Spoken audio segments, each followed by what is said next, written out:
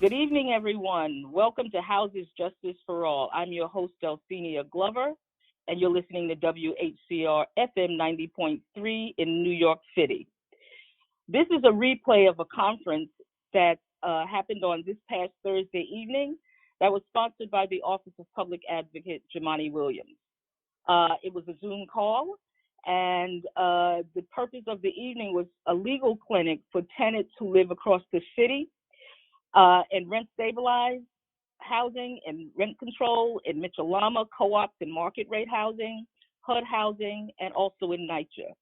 Attorneys from several organizations, including Take Root Justice, the Legal Aid Society, Mobilization for Justice, were included, and attorneys representing those organizations were broke out into Zoom rooms, which was fun, and tenants were able to have their questions answered directly by attorneys. There was also some information about organizing a tenant association from the folks at Tenants and Neighbors, and some information about organizing a mass movement from a group called Housing Justice for All.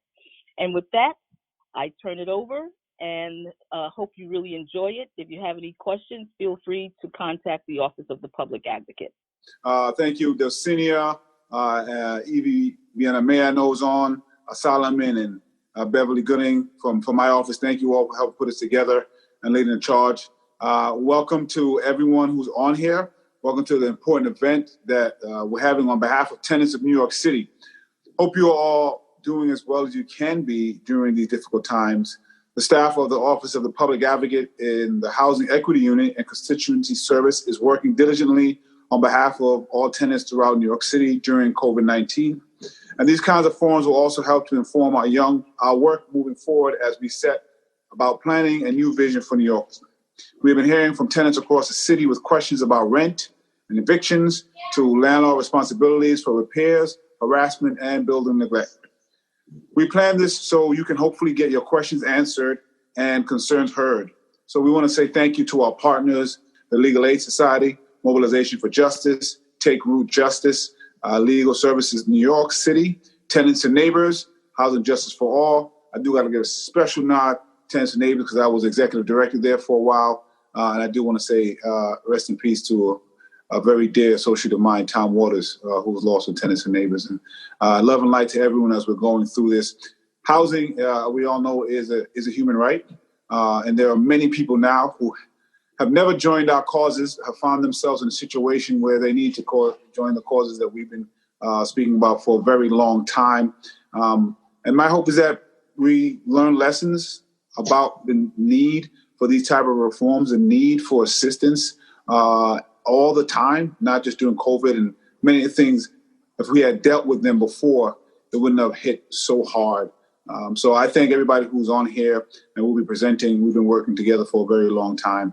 And peace and blessings to everyone. Great. Good afternoon, everyone. My name is Saida Abbas. I am an attorney with Manhattan Legal Services, and I'm going to be presenting along with the other legal services providers and giving everyone some information about your rights currently during the time of COVID-19. So the first question that we get is whether rent is still owed. That is the biggest issue. People want to know whether rent is still owed to your landlord. At this time, rent is still due to your landlord. Because if you have a lease and you have a contractual duty to pay your rent, it's still legally owed. However, you cannot be evicted for not paying your rent right now. A lot of people are going through financial hardship, and everyone is in a similar boat, and many people just simply cannot make rent. So if you're in that situation and you can't pay your rent, you can't be evicted for not paying rent. So even though it's legally owed and the landlord can collect it later on at a different time, currently you cannot be evicted for not paying your rent because evictions are suspended in New York until June 20th, 2020. That date was extended by the governor to August, but it has some limitations, which we'll cover soon after. Right now, a lot of organizers and the rent strike movement is trying to pressure the legislature to cancel rent, but at this time, legally, rent is still owed.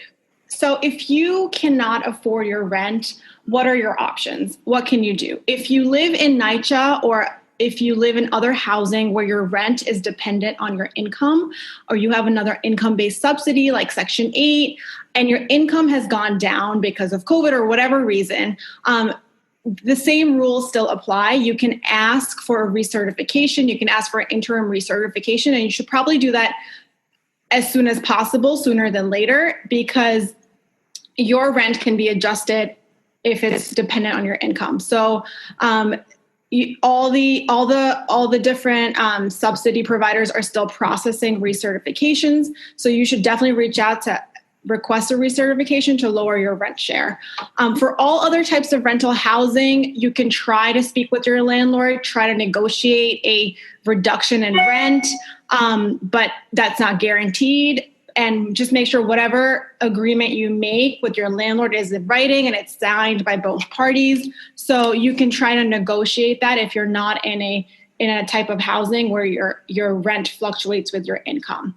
If you're eligible for DRE or SCRE, you can still apply for those benefits right now, and they are processing those. Additionally, if your work schedule was reduced as a result of COVID and you're unable to pay your rent, you can apply for unemployment insurance as well. Cash assistance and food stamps, those benefits are still being processed, and we're urging people to try to avail those as soon as possible. As far as HRA goes, benefits are being processed. You can apply for cash assistance and food stamps on their website. Or you can call their phone. So most of the HRA operations are being done by the phone or on the website. If you're having trouble navigating any of this, unemployment or any of the benefits, you can definitely reach out to one of the legal services providers that are here today. Most of us have benefits units, and we're assisting people with processing these issues. I mentioned that there's a moratorium on evictions. So what is that? Basically, what that means is that currently nobody is being evicted from housing. There is a pause on evictions, and that started in March right away when things started shutting down, and it's in effect until June 20th. That means nobody is being currently evicted. That deadline of June 20th was again extended. It was extended by the governor to August, but the extension has some limitations. It is a moratorium on evictions due to non-payment of rent for people that are having financial hardships or tenants that are eligible for unemployment insurance because of COVID. So you need that sort of reason for not being able to meet rent. And so right now, nobody's getting evicted. Even if you had a case pending or if there's a judgment against you, there is a moratorium and nobody can get evicted. So because the extension has some limitations, it's important to know that the executive order excludes holdovers, which is a different type of lawsuit in housing court. And it sort of puts the burden on the tenant to prove that they qualify for the moratorium if they have a holdover case against them. So we're still exploring this, investigating, and getting more information on the extension to August, and we'll keep everyone up to date. Pending court cases. What do you do if you have a pending housing court case right now against you? Court is generally physically closed, and so all pending non-essential matters, which includes housing eviction proceedings, have been postponed. And they're automatically adjourning dates administratively. You don't have to physically go in to get a future date. You will receive a postcard in the mail from the court that will let you know about your new court date. Court is also, they're trying to reopen, and they're making some changes to allow some cases to be heard electronically, virtually. And most of those cases that are being heard are cases where both sides have lawyers, and they can appear by the computer. One important thing to know is that the court is also allowing landlords to serve motions by email and by fax on people that might not have lawyers, pro se tenants. So if you are a pro se tenant and you have a court case pending and you receive a motion by fax or email, it's really important for you to contact the attorney on the other side and respond to the papers that you received. And you can respond through the court's website. A lot of this information is changing, so it's really important to look at the court's website. It's also important, if you're having trouble navigating any of this, definitely reach out to one of the legal services providers. I'm going to now turn it over to one of my colleagues from Mobilization for Justice. So I'm Megan White. I'm a staff attorney at Mobilization for Justice.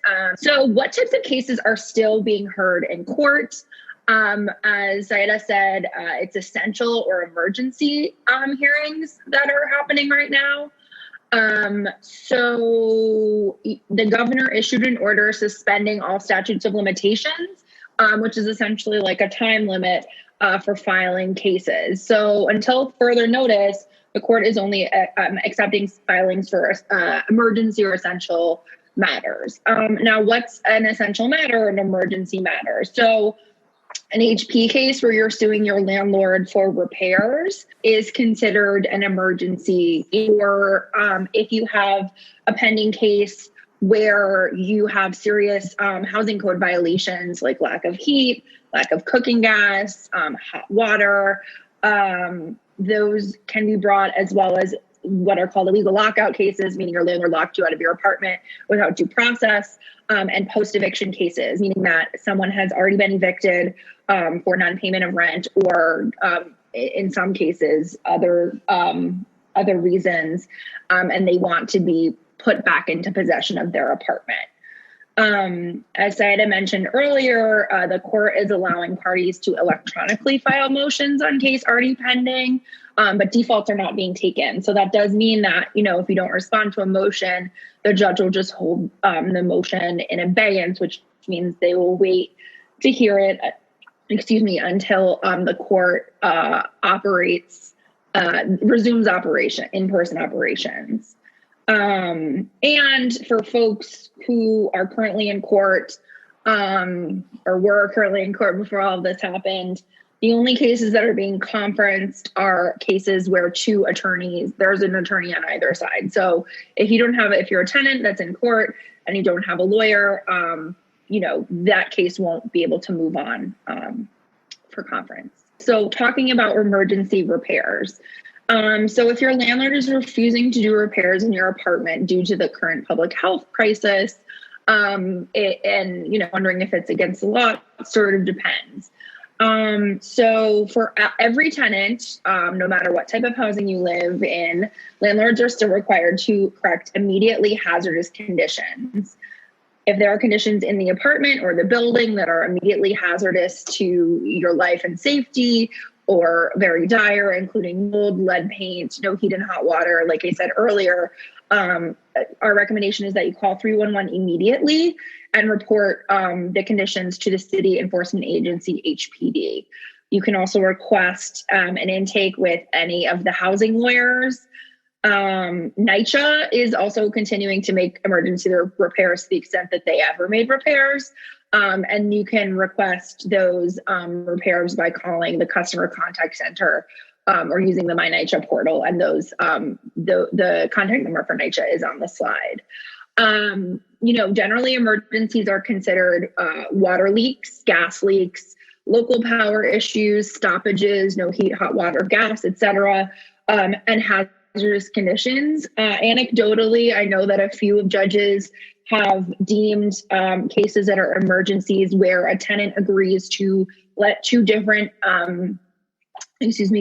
groups of people in, an HPD inspector and the landlord's agent that will come make repairs. So I know that some judges are considering this more broadly than that.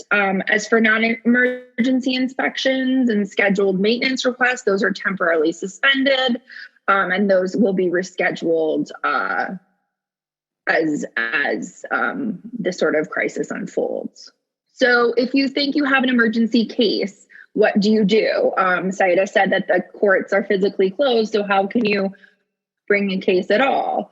So there's a really great website called justfix.nyc, and they guide you through, it's a very user-friendly guide, and they essentially write a petition for you for emergency repairs. You should definitely make sure that you can articulate a plan on how you'll provide access that respects the social distancing guidelines. So the same sort of, you have a plan to let the landlord's agents in to make the repairs that you need. And, it could be more than just a few hours one day. If you don't have internet access, or you don't have great internet access, you can also call the Housing Court COVID-19 hotline and ask them how to start a case. I believe that they're helping folks by writing petitions for them. In addition to that, you can call 311 or email HRA's housing hotline, which is civiljustice@hra.nyc.gov. And again, that information is in the slide, and I imagine will be shared at the end of this. Next slide, please. Okay. So for non-emergency repairs that are conditions that are not immediately hazardous. So if you have conditions like, paint or cracking walls or something like that, that isn't necessarily immediately hazardous, and you don't feel comfortable letting an HPD inspector and your landlord's agents in to repair, this is what we suggest you do. So you should first contact your building super and building management. It should be both of them. You can call the super or visit them in person. Obviously, if you try and visit them in person, you definitely take precautions, wear any sort of PPE. We do suggest that if you're a senior citizen, immunocompromised, or any sort of at risk at all, don't do it in person. You can also call or email building management. I recommend getting stuff, putting stuff in writing so you have a traceable time period when you alerted your building management to when the issue started. If you don't know the address of your management office, let's say if you just drop off your checks to the super or pay, they come around to collect your rent, you can find out the business mailing address of the management office by visiting Who Knows What, which is associated with justfix.nyc. So it's whoownswhat.justfix.nyc. And it's very simple. You just enter your address of the apartment building in the search box, and they will let you know a ton of information about your building, and they'll provide a business address for management. Let's see. Also, it's very important to call 311, but again, if often you will have to allow an inspector from HPD into your apartment, to place violations. So that's just something to consider if you're going to do that. So next up is the Legal Aid Society. Hi, I'm Robert Desirez. I'm a staff attorney at the Legal Aid Society.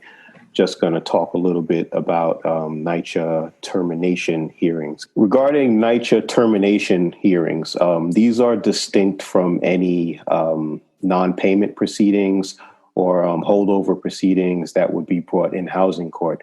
These are the cases where NYCHA is looking to terminate someone's lease, and it could be for a variety of reasons. Typically, those, for a long time, those cases were heard at 250 Broadway. They're now heard at 787 Atlantic.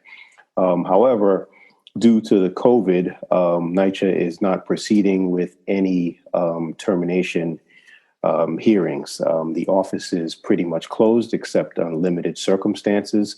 So there aren't any hearings being scheduled. At this point, any hearing that was pending has been adjourned. Anyone who is in the midst of a case will receive a notice telling them what the adjournment date is, and it would likely be sometime after August 20th, or in most cases until the stay-at-home order is lifted. I would urge people to take a look at the NYCHA website, which has a lot of information about hearings, about rent issues, and is a good resource that I think has been updated with a lot of helpful information. A lot of, typically tenants at NYCHA pay 30% of their income towards the rent. Anytime that their income falls and it's going to cause them to pay more than 30% of their income towards rent, they would typically be eligible to apply for an interim recertification. In normal circumstances, that would require that for at least 2 months, your income has decreased and appears to be a permanent decrease. In light of COVID-19, NYCHA has relaxed that standard. As you can see, the requirement is that there is an at least 5% reduction to gross income, and it would have you paying more than 30% of your household income towards the rent. Tenants do not have to wait until 2 months have passed. They can make this request right away. So if you make a request now, it would be effective as of next month, June. Also, NYCHA is allowing tenants to self-certify that they've experienced a loss of income. Of course, if you're able to get documents to support your claim, you should submit them. However, that's not necessary right now. Later on, they may become they may become due, and NYCHA will ask for them. But in order to facilitate the rent reduction, they're dispensing with those requirements. And similarly, if you've lost all income, then presumably you're not responsible to pay rent because 30% of zero is zero. So in the same vein, you can make the same request from the housing authority to have your income, your rent reduced to zero, and NYCHA will ask you to fill out a questionnaire, kind of going over different factors that they consider in considering the application. There are a number of ways that you can make this request.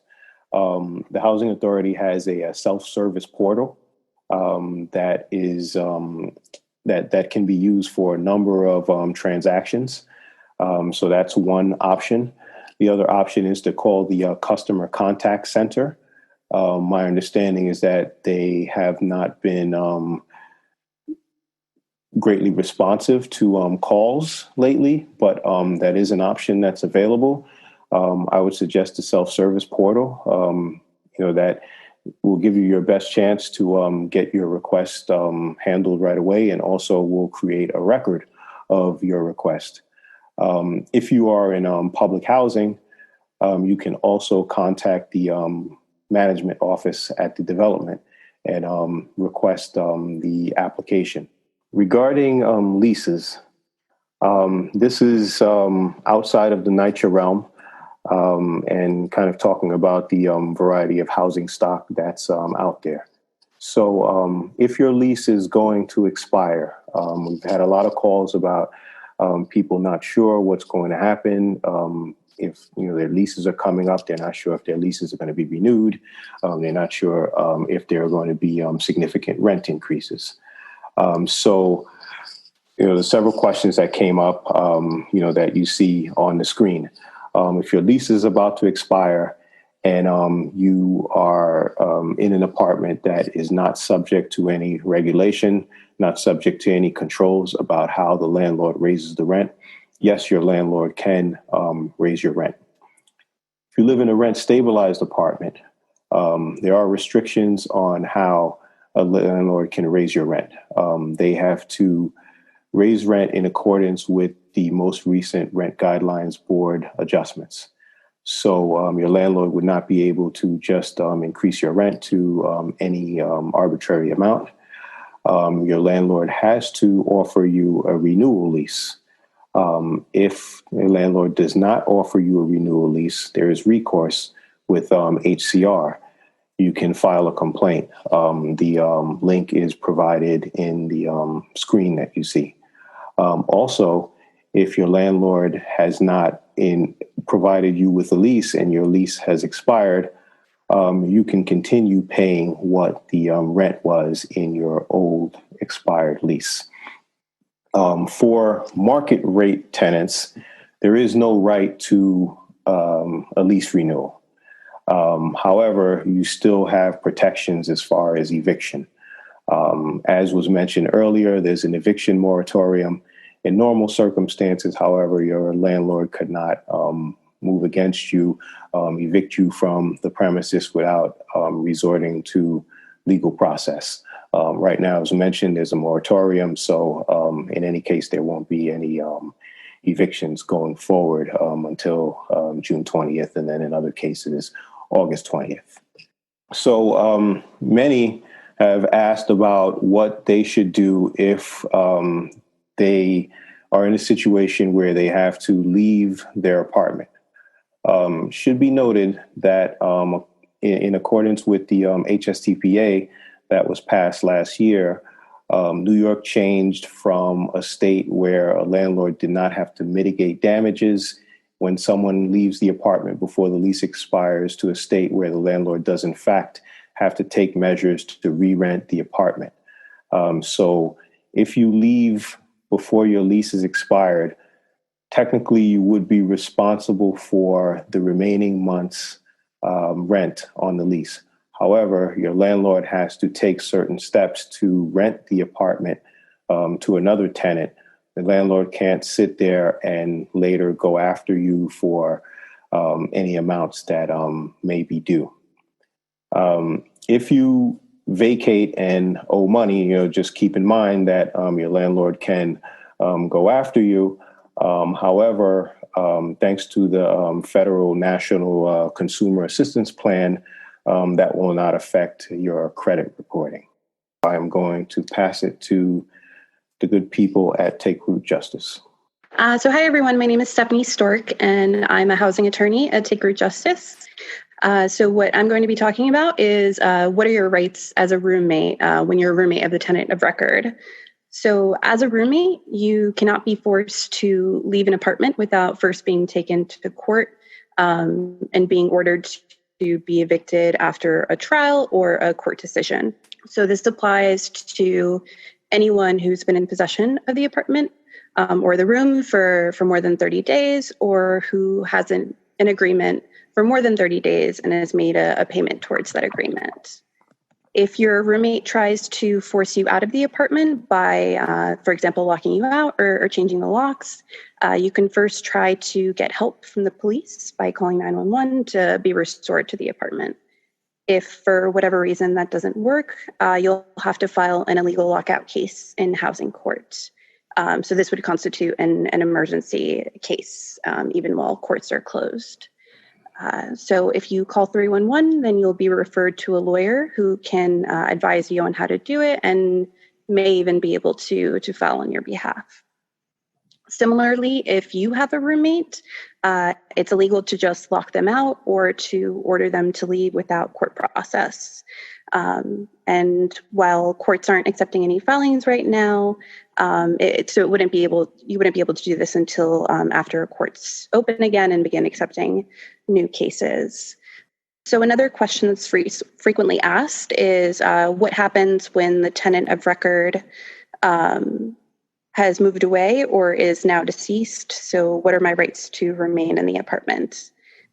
So the answer to that question is that it depends. So as I mentioned in the previous slide, as a lawful occupant, you can't be forced to leave an apartment without being taken to court in order to be evicted.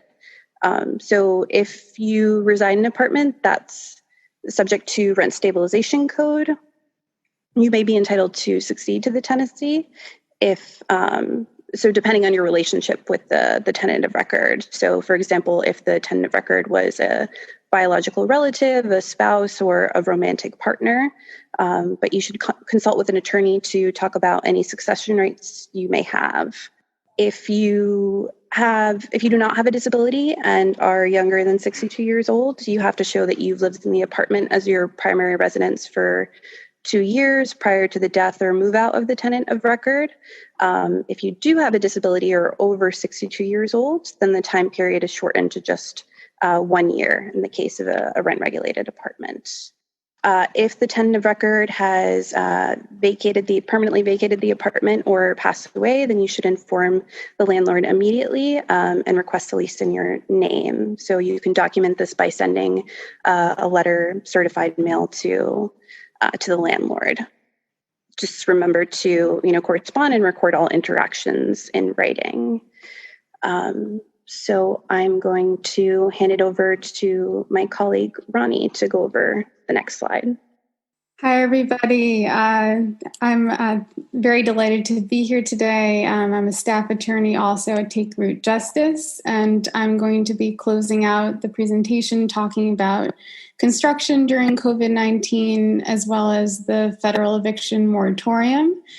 So we get this question a lot, and it's a great one. A lot of people are asking whether construction is allowed at this time. And the answer to that is that it's not necessarily illegal. Essential construction is still being permitted at this time, and that includes emergency work that's ordered by the Department of Buildings, essential services work such as heat, hot water, cold water, gas, electricity, and utility services work, repairs on elevators, door locks, and some facade work, as well as construction involving transit facilities on private property, utilities, healthcare facilities, homeless shelters, and affordable and public housing. Construction where a single person is the only individual working on the construction site is also being permitted at this time, as well as is construction that's performed by local government. And all of this being said, if you believe that you have a housing code violation in your particular apartment or in the common areas of your building, please do call 311. HPD and DOB are still conducting inspections and are still addressing serious habitability issues at this time. So please call 311. Another question that we get quite frequently is whether or not there are special housing protections for tenants that are currently residing in federally financed properties. The answer to that, thankfully, is yes. Under the CARES Act, there are special protections. So if you live in NYCHA, if you have Section 8 or are residing in a building with a mortgage that's backed by Fannie Mae or Freddie Mac, there are special protections, and specifically, your landlord can't file an eviction lawsuit against you through July 25th of this year. That being said, it's often difficult to determine whether or not, for example, you live in a building with a mortgage that's backed by Fannie Mae and Freddie Mac. So in order to investigate this, we strongly urge that you consult an attorney to determine whether you fall under the category that's protected under the CARES Act. Finally, we have attorneys online that will be able to answer your questions. So thank you very much. Thanks everybody for that great presentation. As I said a few minutes ago, we're gonna the attorneys have been gracious enough to say that we can take it and post it on the website so that folks can go there to OPA and get a copy of that.